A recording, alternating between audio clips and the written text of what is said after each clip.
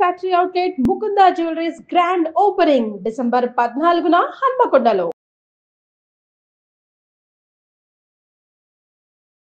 One week తర్వాత uncle కి health మంచిగా లేదని ఫోన్ వచ్చింది ఊరి నుంచి. ఓకే. మమ్మీ వెళ్తానంటే నేను వద్దనేసిన. మమ్మీ నాతో గొడవ పడి ఆఫీస్ కి వెళ్ళంగానే వెళ్ళిపోయింది మమ్మీ నాకు చెప్పకుండా. సరే నేను బెంగళూరు వచ్చాను, అమ్మని తీసుకొచ్చా, ఇక్కడ ఉండకుండా వెళ్ళిపోయింది. ఇప్పుడేమో పెళ్లి సంబంధాలు వస్తాయి, వాళ్ళకి నేనేం చెప్పాలి? అమ్మాయి యొక్క క్యారెక్టర్ మీద లోకం ఒక ప్రశ్న పెట్టింది, ప్రశ్న వేసింది. అది కాస్త ఒక తల్లిగా నువ్వు చిన్నప్పటి నుంచి ఇంత కష్టపడి పెంచినటువంటి తల్లిని గౌరవించాలో తెలీదు. జీవిత భాగస్వామిని ఎంచుకునేటప్పుడు తల్లి క్యారెక్టర్ బట్టి ఈ అమ్మాయిని కూడా తూకం వేయటం అనేది జరుగుతూ ఉంటుంది. సార్ కానీ నాకు తెలిసి నేనైతే ఏ తప్పు చేయలేదు సార్. ఎందుకు మీరిద్దరూ ఇంత రిస్క్ తీసుకుని మీరు ఆ ఇంట్లోనే ఎందుకు పని చేయాలి? అతను అంత రిస్క్ తీసుకుని మీ చేతే ఎందుకు పని చేయించుకోవాలి? సార్ చెప్పలేను సార్. కాకపోతే ఆ సార్ అయితే నాకు ఆ సార్కి వేరే రిలేషన్ అనేది ఏమీ లేదు సార్. మనసాక్షి మీద చెయ్యేసుకుని మీ అమ్మాయి మీద ఒట్టేసుకుని నేను ఇలా అడగకూడదు.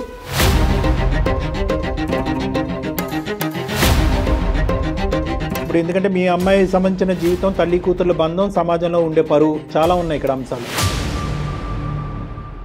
కాదండి పని మనిషిని, పని అమ్మాయిని మాత్రమే, అతనికి నాకు ఏం సంబంధం లేదు అంటే కనుక మీరు ఒక స్టోరీ చెప్తూ ఉంటారు, లోకంలో ఉండేటటువంటి 1000 మంది ఒక్కటి చెప్తూ ఉంటారు. అతనికి మీ మనసులో ఒక స్థానం ఉందా, మీకు అతని మనసులో ఒక స్థానం ఉందా? ఇంతవరకు చెప్పండి. అమ్మని అంకుల్ని కలిపేటటువంటి ప్రయత్నం చేస్తుందా? తన మనసు అంత పెద్దదా?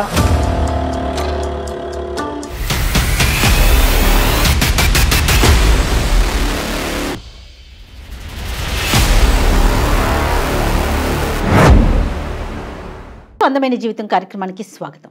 నమస్తే కళ్యాణ్ గారు. నమస్తే జయ గారు. ఈరోజు శాలిని అనే ఒక అమ్మాయి మనకి మెయిల్ చేసింది. శాలినికి వాళ్ళ అమ్మ సమస్య. రైట్. నా జీవితం ముందుకు వెళ్ళటానికి మా అమ్మే సమస్య అవుతోంది, దీనికి పరిష్కారం ఏంటి అని అడిగింది. నాకు కూడా కొంచెం అంటే అమ్మే సమస్య అనేసరికి ఇదేదో ఖచ్చితంగా మీరు మాట్లాడాల్సిన విషయమే అనిపించింది. కళ్యాణ్ గారు కాల్ చేస్తానండి.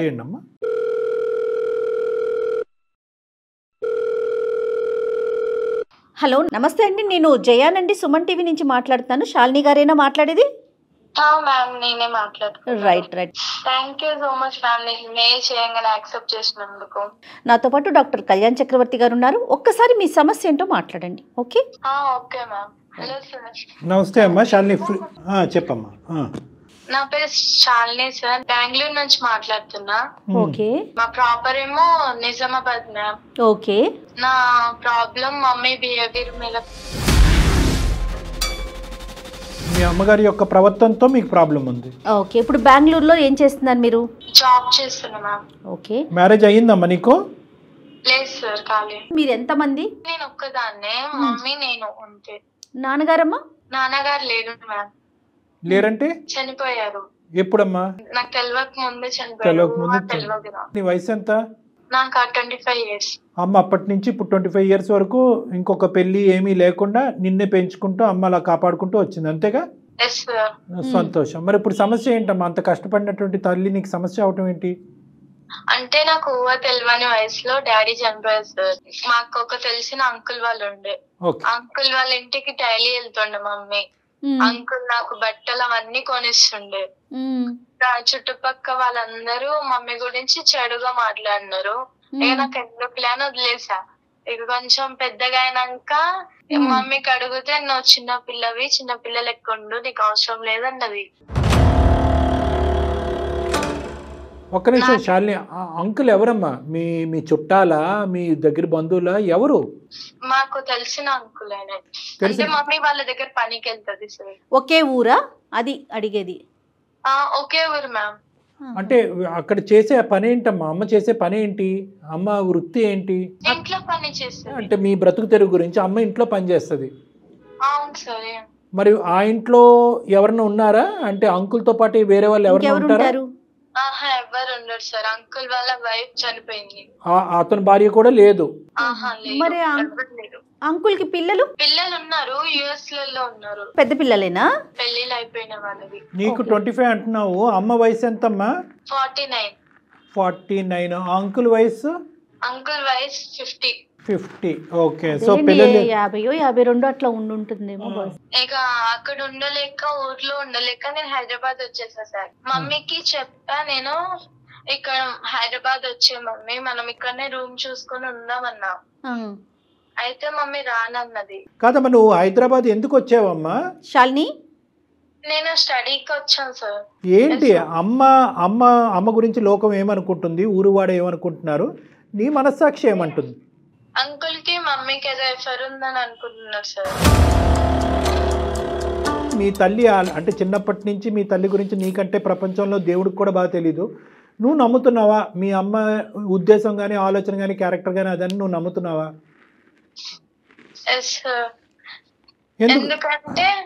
ఎందుకంటే మమ్మీకి హైదరాబాద్ రమ్మంటే రానన్నారు సార్. హైదరాబాద్ రమ్మంటే రానంది కాబట్టి కారణం అంటే ఊర్లో ఒకరిద్దరు అలా అనుకుంటున్నారమ్మా, చాలా మంది అనుకుంటున్నారా? ఊరందరూ చాలా మంది చాలా ఇదే అనుకుంటున్నారు. సరే, మరి ఎప్పుడైనా నువ్వు అమ్మ మరి అందరు ఇలా అనుకుంటున్నారు, నేను స్కూల్కి కాలేజీకి వెళ్ళడానికి నాకు పరువు తక్కువగా చిన్నగా అనిపిస్తుంది, మరి నువ్వు పని అక్కడ మానేసి వేరే పని చూసుకో అమ్మా అని నువ్వు చెప్పలేదా? చెప్పా సార్, కానీ మమ్మీ వినలేదు. అమ్మ వినలేదు. వాళ్ళ ఇంటికి నువ్వు ఎప్పుడైనా వెళ్ళావా? వెళ్తాము. నీతో ఎలా ఉంటారమ్మా? నాతో మంచిగానే మాట్లాడతారు, మంచి ఫీలింగ్ అనిపిస్తుంది. కాకపోతే ఇక ఊరోళ్ళు అనడం వల్ల మళ్ళీ చూస్తా కదా, దానివల్ల. తను చెప్పేది ఏంటంటే మమ్మీ చెడు కాదు, అంకులు చెడు కాదు, కానీ లోకం ఇలా మాట్లాడుకునేటప్పటికి అది వదిలేయమ్మా అని చెప్పి 1-10 సార్లు చెప్పేటప్పటికి అమ్మ పని వదిలేకపోవటం, పోనీ హైదరాబాద్ వెళ్ళిపోదాం అమ్మ అంటే కనుక హైదరాబాద్ రాకపోవటం వల్ల ఈ అమ్మాయి చూసింది లేదు, ఏమీ లేదు, విన్నది ఒకటే. ఇంకా అదే లోకం యొక్క మాటలు నిజమేమో, అందుకే అమ్మ అని అనుకుంటుంది. సరే, ఈ సమస్య తీసుకుని ఇప్పుడు మా దగ్గరికి ఎందుకు వచ్చావు శాలిని? అంటే ఎందుకు ఇప్పుడు ప్రత్యేకంగా మాకెందుకు ఈమెయిల్ పెట్టావు? అంటే మమ్మీ పని చేస్తుంది కరెక్టా రాంగా అని. అంటే నేను బెంగళూరులో జాబ్ చేస్తున్నాండి. ప్రతి మార్లు తీసుకొచ్చా ఊరు నుంచి. 1 వీక్ తర్వాత అంకుల్ కి హెల్త్ మంచిగా లేదని ఫోన్ వచ్చింది ఊరు నుంచి. మమ్మీ వెళ్తానంటే నేను వద్దనేసిన. మమ్మీ నాతో గొడవ పడి ఆఫీస్కి వెళ్ళంగానే వెళ్ళిపోయింది మమ్మీ నాకు చెప్పకుండా. బెంగళూరు ఇప్పుడు నువ్వు హైదరాబాద్ నుంచి బెంగళూరు వచ్చేసావమ్మా జాబ్ రీత్యా? వచ్చేసా. సో అమ్మని ఇక్కడ తెప్పించుకుంటే కనుక అంకుల్కి ఒంట్లో బాగాలేదని చెప్పి వద్దమ్మా అని చెప్పినా కూడా అమ్మ నీకు చెప్పపెట్టకుండా ఊరెళ్ళిపోయింది. అమ్మ యొక్క క్యారెక్టర్ మీద లోకం ఒక ప్రశ్న వేసింది. అది కాస్త ఒక తల్లిగా నువ్వు చిన్నప్పటి నుంచి ఇంత కష్టపడి పెంచినటువంటి తల్లిని గౌరవించాలో తెలీదు, లేదంటే ఇలా లోకం ఇలా మాట్లాడుకుంటుంది కాబట్టి అమ్మ ఏంటి ఇలాంటిదా అనేటటువంటి విషయం వల్ల బాధపడాలని నీకు అర్థం కాలేదు అన్నది మాకు అర్థమైంది. కానీ ప్రత్యేకంగా ఇప్పుడు ఈమెయిల్ పంపించడానికి కారణం రీజన్ ఏంటి? ఎందుకు మాకు దాకా వచ్చావు? నాకు సంబంధాలు వస్తున్నాయి సార్. అది అయితే ఊరికి వెళ్తేమో మళ్ళీ ప్రాబ్లం అవుతుంది. మమ్మీ గురించి అందరు తప్పుగా మాట్లాడుకుంటున్నారు కదా సార్, అదేలే. దాని వల్ల అనేసి మమ్మీ ఇక్కడ పిలుచుకొని వచ్చా సార్ నేను. ఇప్పుడు నీకు పెళ్లి సంబంధాలు వస్తున్నాయమ్మా? పెళ్లి సంబంధాలు వస్తున్నాయి. పెళ్లి సంబంధాల్లోకి వచ్చే వాళ్ళు ఇది ముందస్తునే నిన్ను అడుగుతున్నారా, ఇలా అంటే కదా మీ మమ్మీ అని ముందే అడుగుతున్నారా? అవును సార్. తన ఇంటెన్షన్ ఏంటంటే చుట్టుపక్కల అనుకుంటున్నారు, సరే నేను బెంగళూరు వచ్చాను, అమ్మని తీసుకొచ్చా, ఇక్కడ ఉండకుండా వెళ్ళిపోయింది. ఇప్పుడేమో పెళ్లి సంబంధాలు వస్తున్నాయి, వాళ్ళకి నేనేం చెప్పాలి? అంతేనమ్మా? అంతే మేడం. సో నీ వరకు అయితే కనుక నీ క్లారిటీ రావట్లేదు, మా ద్వారా అమ్మ గురించి ఒక క్లారిటీ తెచ్చుకునే ప్రయత్నం చేస్తున్నావు, అంతేనా శాలిని? ఓకే, ఎందుకంటే సెన్సిటివ్ ఇష్యూ కదమ్మా, చాలా సెన్సిటివ్ ఇష్యూ ఇది. లోకం అందరూ అనుకోవటం ఒక ఎత్తు మేడం, కన్న కూతురు అనుకోవటం, ఎందుకంటే గుండె పగిలిపోద్ది. ఒకటే మనకున్న ప్రశ్న ఏంటంటే ఆ మహాతల్లి ఇంత బతికి ఇంత కష్టపడి పిల్లని ఈ స్థాయి వరకు తీసుకొచ్చి వద్దమ్మా ఇంట్లో పని చేయొద్దు అని అన్న దానికి ఎందుకు ఆవిడ ఆల్టర్నేటివ్ చూసుకోవట్లేదు అనేది మనం ఆలోచించాలి. శాలిని, అమ్మకి లైన్ కనెక్ట్ చేస్తావా? అంటే మమ్మీ నాతో అంత మాట్లాడొస్తుంది మ్యామ్. నెంబర్ ఇస్తా, మీరే మాట్లాడండి. సర్లే ఫోన్లే, మనం మాట్లాడదాం. ఆడపిల్ల ఓపెన్ గా అడగలేదు కదా మేడం. సరే, మేము కనెక్ట్ చేస్తా, ఉండు తల్లి, లైన్ లో ఉండు. సరేనమ్మా, నాకు పంపించు నెంబరు, నేను కాల్ చేస్తా. ఓకే, అయితే శాలిని నువ్వు హోల్డ్ లో ఉండు, కనెక్ట్ చేశాక. ఓకే. హలో అమ్మా, నమస్తే అమ్మా, నా పేరు జయ, నేను సుమన్ టీవీ అందమైన జీవితం ప్రోగ్రామ్ నుంచి కాల్ చేస్తున్నాను. చెప్పండి మేడం. అమ్మా, శాలిని మీ పాప మెయిల్ చేసింది మాకు అందమైన జీవితం కార్యక్రమానికి. నాతో పాటు డాక్టర్ కళ్యాణ్ చక్రవర్తి గారు కూడా ఉంటారు, ఆయన సైకియాట్రిస్ట్ మేడం. అమ్మ, మీతో ఒక చిన్న విషయం మాట్లాడాలి. అంటే కాస్త ఇబ్బందికరమైన విషయమే, కానీ పాప సతమతమవుతుంటే లేదు ఈ సమస్యకు ఒక పరిష్కారం తీసుకొద్దాము, ఉన్న అనుమానాలన్నీ కూడా పటాపంచలు చేద్దామని చెప్పేసి మేము మాట్లాడదాం అనుకుంటున్నాం. మీరు అనుమతిస్తే ముందుకెళ్తా. మేడం ఏ విషయం మేడం? అమ్మ మీ పేరమ్మా? సరస్వతి. సరస్వతి గారు. సరస్వతి గారు నమస్తే అమ్మ, నా పేరు డాక్టర్ కళ్యాణ్ చక్రవర్తి. నమస్తే సార్. నమస్తే. శాలిని గారితో మాట్లాడిన, శాలిని మీ అమ్మాయితో మాట్లాడిన తర్వాత ఆ అమ్మాయి మీతో మాట్లాడటానికి సంకోచిస్తుంటే డైరెక్ట్గా మేము ఇలా కాల్ చేసి మిమ్మల్ని సర్ప్రైజ్ చేయవలసి వచ్చింది. ఒక 2 నిమిషాలు ఓపిక పట్టండి అమ్మ. ఇప్పుడు ఎందుకంటే మీ అమ్మాయి సంబంధించిన జీవితం, తల్లి కూతుర్ల బంధం, సమాజంలో ఉండే పరువు చాలా ఉన్నాయి ఇక్కడ అంశాలు.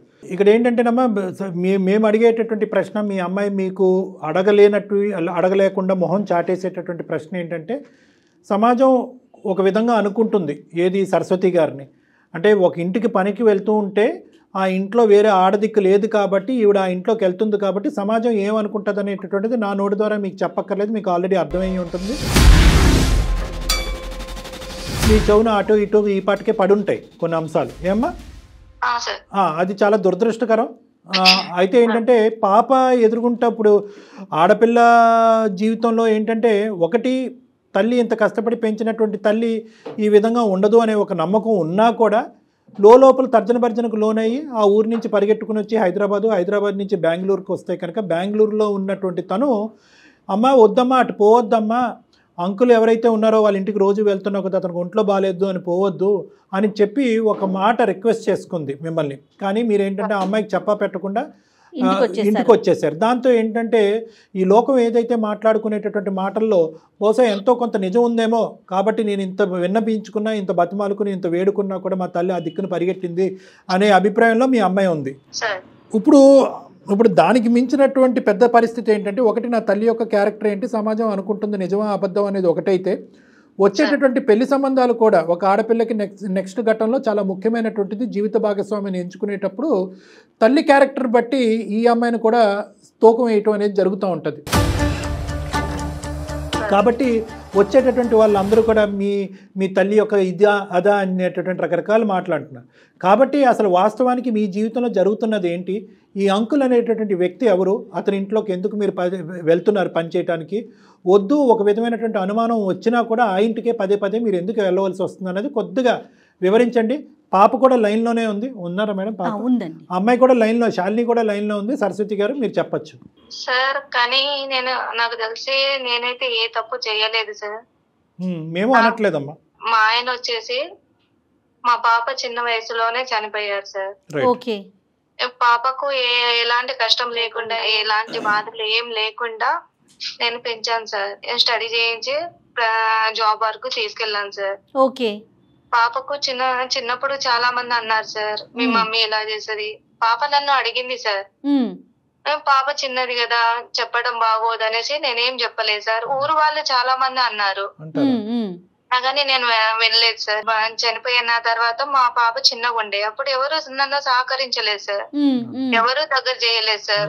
నా పాప భవిష్యత్తు ముఖ్యం అనేసి నేను ఏదన్నా గానీ ఒక ఇంట్లో పని చేస్తున్నాను సార్. అంటే ఏం పని? వంట పని, ఇంటి పని అన్నీనా? ఆల్ చేస్తాను సార్, అన్ని పనులు చేస్తాను సార్. కానీ ఒకటమ్మా, ఇప్పుడు ఆ ఒక్క ఇల్లే లేదు కదా మీ మొత్తం ఊర్లో. ఇప్పుడు సార్ ఆ టైంలో నన్ను ఎవరు దగ్గర చేయలేదు సార్. నన్ను ఈ పెద్ద చాలా వేరు చేశారు సార్. అందువల్ల సార్ దగ్గర మరి మీకు ఖర్చులకు సరిపడా కాదమ్మా, మీ ఖర్చులకు సరిపడా పూర్తిగా ఆ సారే చూసుకుంటున్నారా? ఆ ఒక్కింట్లోనే మీరు పని చేయబట్టి?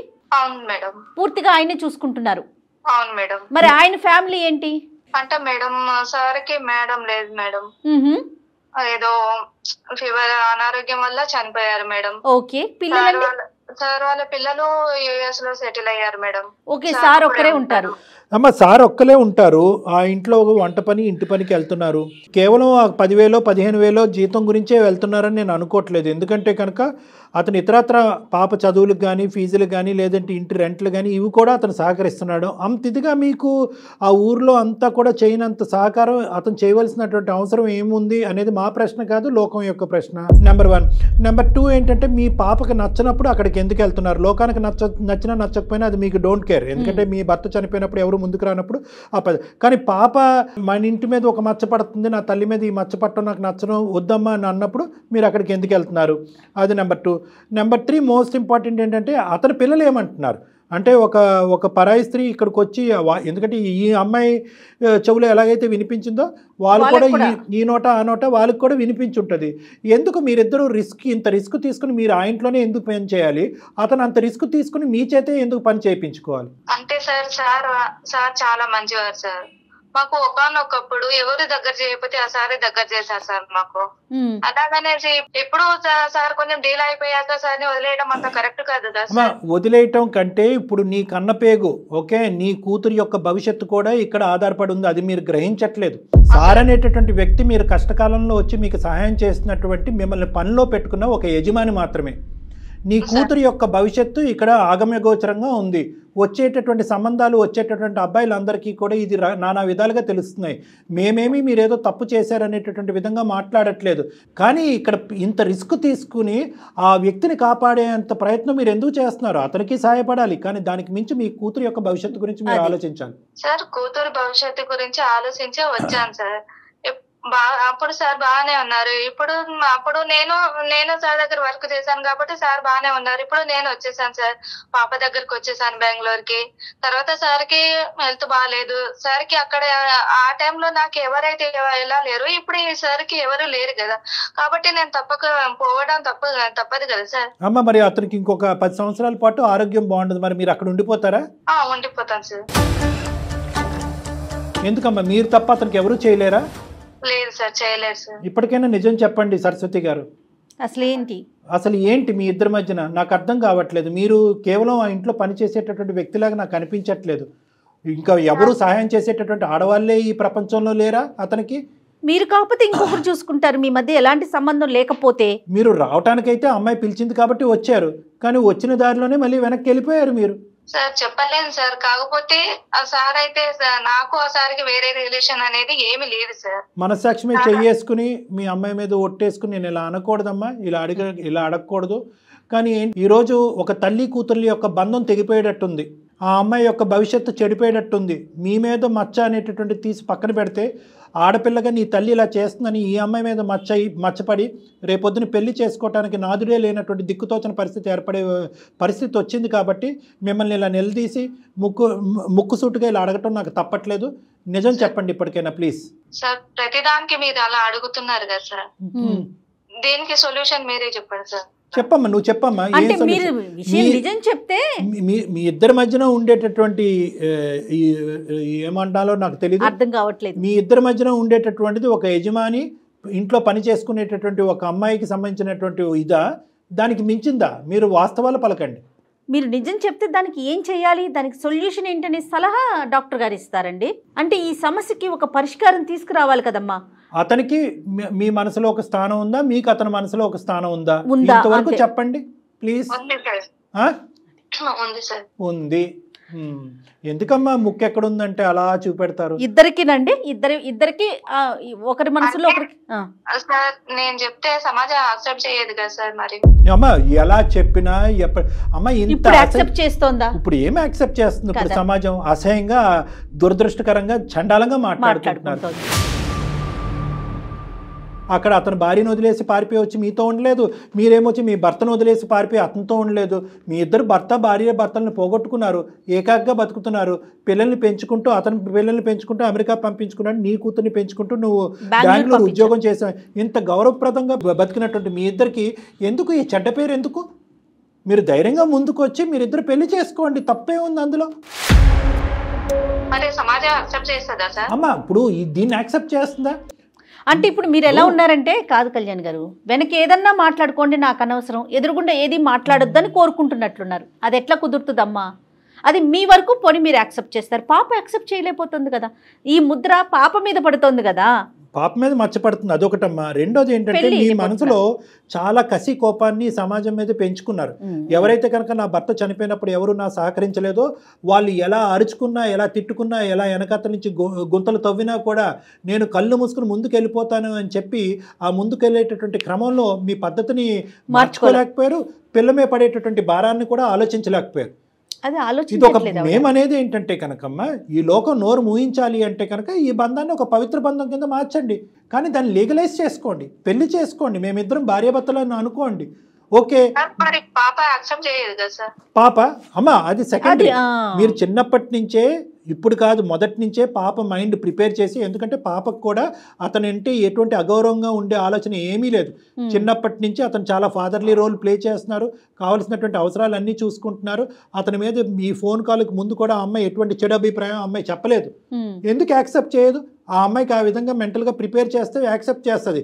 మీ ఇద్దరు ఇప్పుడు ఫస్ట్ టైం మీరు మీ అమ్మాయి ఎదుర్కొంటా, కాదమ్మా ఇటువంటి సంబంధం ఉందని నాకు చెప్తున్నారు, ఇదే ముందు నుంచి చెప్పుంటే సరిపోయి ఉండేది కదా. అలా చెప్పకుండా లోకం అందరూ ఈ అమ్మాయి చెవులో పడిన తర్వాత ఈరోజు తల్లిగా మీరు వచ్చి చెప్తున్నారు.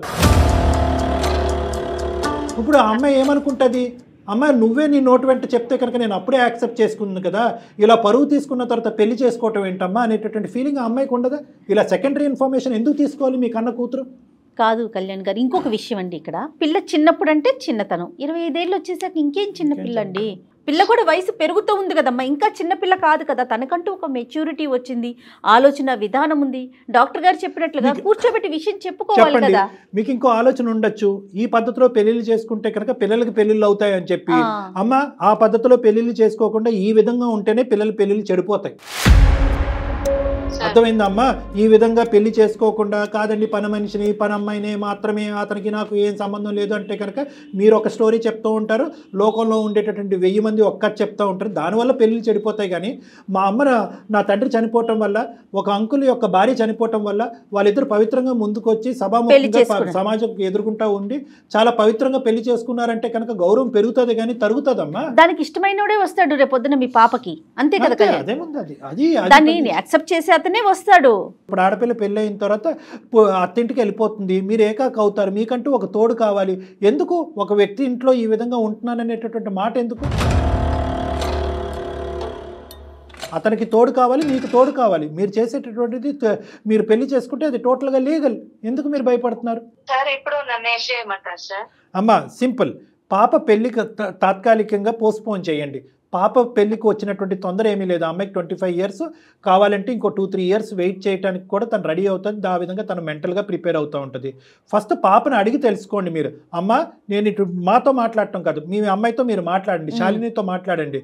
అమ్మ నువ్వు అనుకుంటున్నట్టుగా నేను వాళ్ళ ఇంట్లో పనిచేయటం కాదు, నేను అతనికి నాకు మధ్యన ఒక బంధం అనేది ఏర్పడింది, ఆ బంధాన్ని మేము పెళ్లి రూపాన్ని దాల్చాలనుకుంటున్నాము, అది నీకు ఇష్టమా అని మా ఎదుర్కొంటే అడగండి. ఒక మాట అడగండి. నేను చెప్పలేను సార్, నాకు పాపకు మాటలు లేవు సార్. అమ్మ మాటలు లేవంటే ఎన్ని సంవత్సరాలు ఉండిపోతారమ్మా తల్లి కూతుర్ల మధ్యన? అంటే ఈ విషయం వల్ల మాటలు తెగిపోయినాయి మేడం. అదే మనం కన్వే చేద్దాం. అంటే సార్ ఇలాంటి విషయాల్లో నేను చెప్పలేను కదా సార్. అదే కదా సమస్య ఫస్ట్ నుంచి. శాలిని ఉన్నావమ్మా? విన్నావా ఇప్పటి వరకు చెప్పిందంతా అమ్మా? లోకం ఏ విధంగా అనుకున్నా కూడా అమ్మ తప్పు పని అంటూ ఏమీ చేయలేదు. తనని ఆదరించేటటువంటి ఒక వ్యక్తి దగ్గరికి ఉండటానికి ఇష్టపడుతుంది. అదేవిధంగా ఏంటంటే అతన్ని ఆదరించేటటువంటి వ్యక్తిగా ఈవిడ కూడా అతని దగ్గర, వీళ్ళిద్దరూ మనసులు కలిసినాయి. నువ్వు ఎంత అవునన్నా కాదన్నా వాళ్ళ మనసులు కలిసినాయి. లోకం రకరకాల విధాలుగా అనుకోవచ్చు. ఆ లోకం అనుకునే దాన్ని బట్టి మీ అమ్మకి ఇచ్చేటటువంటి మర్యాద కానీ మీ అమ్మతో నీకు ఉండేటటువంటి బంధాన్ని మాత్రం నువ్వు వీకెండ్ చేసుకోవద్దు అనేది నా రిక్వెస్ట్. నెంబర్ 1. నెంబర్ 2 ఏంటంటే అమ్మకుండే ప్రధానమైనటువంటి భయం ఏంటంటే కనుక నేను పెళ్లి చేసుకుంటాను అంటే కనుక లోకం ఎలా అనుకున్నా నాకు అనవసరం, కానీ శాలిని ఎలా తీసుకుంటుంది అనే భయంతో ఇప్పటి వరకు ఇది గుట్టు రట్టవకుండా గోప్యంగా ఉంచింది అమ్మ. అవును. ఇప్పుడు అదే శాలిని తన పెళ్లి అనేది తాత్కాలికంగా పోస్ట్పోన్ చేసి అమ్మని అంకుల్ని కలిపేటటువంటి ప్రయత్నం చేస్తుందా? తన మనసు అంత పెద్దదా అనేటటువంటిది ప్రశ్న ఈ రోజు మన అందరూ ఎదుర్కొంటా ఉంది. దాన్ని నువ్వు యాక్సెప్ట్ చేస్తావా? శాలిని చెప్పమ్మా, నీ ఒపీనియన్ ఏంటి? డాక్టర్ గారు చెప్పారు, నీ ఒపీనియన్ ఏంటమ్మా? నాకు ఓకే మ్యామ్. మళ్ళీ నేను మ్యారేజ్ ఇప్పుడు ఎట్లాగో మమ్మీ నేనున్నానే ఉంది కదా, మళ్ళీ నాకు మ్యారేజ్ అయిపోయినాక ఒంటరిగానే ఉంటా కదా. అదే మమ్మీకి ఇష్టం అయితే నేను చిన్నప్పుడే చేసేసేదాన్ని వాళ్ళ మ్యారేజ్. చాలా సంతోషం అమ్మ. చాలా సింపుల్ కమ్యూనికేషన్ గ్యాప్ ఇది, చాలా సింపుల్ కమ్యూనికేషన్. ఆవిడ తన మనసులో ఇది ఏ తల్లి మాత్రం వచ్చి చెప్తుంది మేడం. ఇక్కడ కూర్చొని ఇలాగా మాట్లాడటం ఈజీ. ఏ తల్లి మనం అంత ఫార్వర్డ్ కి వెళ్ళలేదు. ఏ తల్లి మాత్రం వచ్చి అమ్మ నేను పనిచేసే అంకుల్ని నేను పెళ్లి చేసుకోబోతున్నానని ఏ తల్లి చెప్తుంది? భయపడిందా, నువ్వేమన్నా అనుకుంటావు అనేది ఆలోచించిందో మనకు తెలియదు కానమ్మా. ఎప్పటికైనా అమ్మ ఒక వాస్తవాన్ని ఇప్పటికైనా చెప్పింది, గుండె ధైర్యాన్ని చేసుకుని చెప్పింది. అదేవిధంగా నువ్వు అదే పెద్ద మనసు, చిన్న వయసు అన్నా కూడా నీ మనసు పెద్దది కాబట్టి అంకుల్ మీద కూడా నీకు ఎటువంటి దురాభిప్రాయం లేదు కాబట్టి, ప్లస్ నువ్వు పెళ్లి చేసుకుని మంచి వాళ్ళు కాబట్టి, నెంబర్ 2 నువ్వు పెళ్లి చేసుకుని వెళ్ళిపోయిన తర్వాత అమ్మ ఒంటరిదవుద్దనే ఆలోచన నీకు మొదటి నుంచి ఉంది కాబట్టి ఒక క్షణం కూడా ఆలోచించకుండా ముందుకు వచ్చి అమ్మ ముందే చెప్పుంటే ముందే పెళ్లి చేసి ఉండేదాన్ని దగ్గరున్నాను అంటున్నావు. నీకు చిన్నపిల్లవైనా నీకు చాలా నమస్కరించాలమ్మ చేతులు ఎత్తి. ఎందుకంటే అందరికీ ఉండదు ఈ ఆలోచన. అవునండి, అవును. అలా ఎలా అవుతుంది అంకుల్, నా పెళ్లి గురించి ఆలోచిస్తుంటే కనుక మీరు అమ్మ పెళ్లి గురించి మాట్లాడుతున్నారు ఏంటి అని అనొచ్చు, సమాజం నవ్వుతారేమో అండి అని అనొచ్చు. అలా అనుకోకుండా అమ్మకు కూడా అమ్మ భవిష్యత్తు దృష్ట్యా ఆ అమ్మాయి తన పెళ్లిని పోసిపెంచి ముందుకు రావడం అనేది చాలా హర్షణీయం. నాకు శాలిని ఫస్ట్ మాట్లాడినప్పుడు కళ్యాణ్ గారు కొంచెం మెచ్యూర్డ్గా లేదేమో, చిన్నపిల్ల కదా అనిపించింది, కానీ ఈ డెసిషన్ తను తీసుకున్నాక చాలా మెచ్యూర్డ్గా అయిపోయింది. రైట్, ఎనీహౌ కథ అయితే సుఖాంతమైంది. ఒక మంచి ముహూర్తం చూసుకొని ఒకసారి అంకుల్తో కూడా మాట్లాడి ఏమ్మా ముందుకు వెళ్ళండి. అమ్మ సరస్వతి గారు, ఇప్పుడు మాకంటే ముఖ్యం ఎవరైతే మీ కుటుంబ సభ్యులు ఉన్నారో సరస్వతి గారు, మీ తల్లిదండ్రులు అవనియండి, లేదంటే మీ బంధువులు అవనియండి, వాళ్ళందరినీ కూడా ఒకే తటిమేకి తీసుకురండి. వాళ్ళందరికీ ఎక్స్ప్లెయిన్ చేసేటటువంటి ప్రయత్నం చేయండి. ఒకప్పుడు అందులో ఎవరైనా కీలకమైనటువంటి వ్యక్తులు ఎవరైనా దీన్ని అంగీకరించకపోతే వాళ్ళ చేత నా చేత వాళ్ళతో ఒకసారి మాట్లాడిపించండి. వాళ్ళందరినీ అంగీకరించేటటువంటి పూచి నేను తీసుకుంటాను. ఎందుకంటే ఇది చాలా, ఎవరు ఏమనుకున్నా సరే ఇది చాలా మంచి కార్యక్రమం. ఎందుకంటే కనుక మీరు ఒక తప్పుడుగా అనుకుంచేటటువంటి లోకం యొక్క ఆలోచించే లోకం యొక్క నోరులు మూయించేటటువంటి ప్రయత్నం, మీ కూతురికి ఒక కొత్త భవిష్యత్తు ఇచ్చేటటువంటి ఒక దారి. సో దీంట్లో ఎంత వందల వేల మంది వచ్చినా కూడా నేను కన్విన్స్ చేయడానికి నేను రెడీగానే ఉన్నాను. వాళ్ళందరినీ కూడా సమీకరించండి, వాళ్ళందరికీ నచ్చజెప్పి. Very good, super. ఇంకా ముందుకు వెళ్ళండి హ్యాపీగా. ఓకేనమ్మా సరస్వతి, శాలిని. నమస్తే. చాలా సింపుల్ గా సొల్యూషన్. ఎంత చక్కటి విషయం చెప్పారో కళ్యాణ్ గారు. నాకు పర్సనల్ గా కూడా, అంటే ఎందుకంటే ఒక స్త్రీ జీవితం ముందుకెళ్తోంది చూడండి. అంటే ఈ వయసులో పెళ్ళ అనుకునే వారికి పెళ్ళి అంటే ఒక్క కాజే చూడకూడదు కదా, జీవితాంతం ఒక మనిషికి ఇంకొక మనిషి తోడు కదండి, అది చాలా అవసరం. మీరు చెప్పిన వెంటనే నాకు పర్సనల్గా చాలా మనసులో భలే సంతోషం అనిపించిందండి. Thank you so much Kalyan గారు. నమస్తే.